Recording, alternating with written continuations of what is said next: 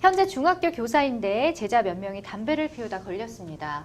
담배가 어디서 났냐고 물어보니 어른에게 부탁해 담배를 구매했다고 하더라고요.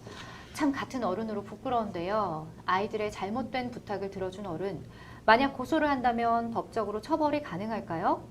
그리고 일부 편의점에서는 아이들과 친분이 있는 형이 그냥 담배를 판매하기도 하던데 이건 편의점 아르바이트생의 책임인 거고 편의점 업주에게 따질 수 있는 문제는 아닌 거죠? 라는 사연을 보내주셨습니다. 아이고, 정말 대리 구매를 해주셨다라는 게 같은 어른으로서 정말 부끄럽다라는 생각이 듭니다. 이 청소년들이 어른들에게 술과 담배를 대리 구매를 부탁하는 일이 생각보다 비일비재하다고 그러는데 실제로 그런가요? 근데 제가 뭐 부탁이라고 했지만 약간 협박도 하는 경우도 있다고 해요.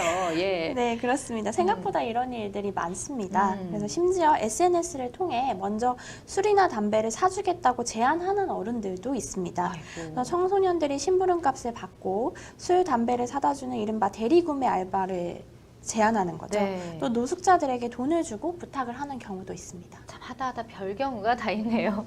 그런데 어떻게 보면 그 어른이 술과 담배를 샀으니까 문제가 없을 것도 같아요. 이 사건만 보고 봤을 때. 그렇지만 또 아이들의 부탁으로 술과 담배를 사주는 행위가 불법에 해당하는지 실제로 어떤가요? 네, 이러한 행위를 규제하고 있는 것이 바로 청소년 보호법입니다. 네. 청소년 보호법에는 청소년 유해물들이 이렇게 규정이 되어 있습니다. 네. 그래서 대표적인 것이 담배입니다. 담배.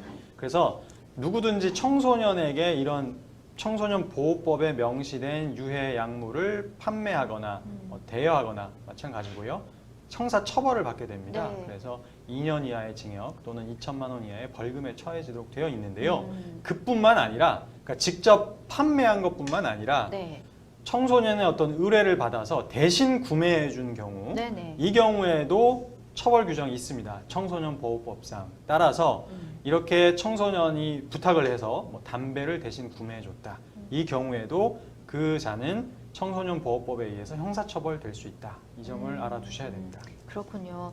근데 이제 뭐 술과 담배를 판매한 지금 이 사연 속의 편의점 같은 경우는 어떤 책임을 묻기가 어렵지 않을까 싶어요. 몰랐으니까. 예, 어떻게 보세요? 네, 이 경우 말씀해 주신 것처럼 청소년 유해 약물을 판매한 편의점 등은 책임이 없습니다. 네. 판매자는 성인에게 술, 담배를 제공했을 뿐이지 그 구매자가 이를 누구에게 전달하는지까지는 알 수 없었기 때문인데요. 다만 미성년자의 부탁을 받았다는 사실을 알고도 고의로 판매를 한 경우에는 문제가 될 수 있습니다.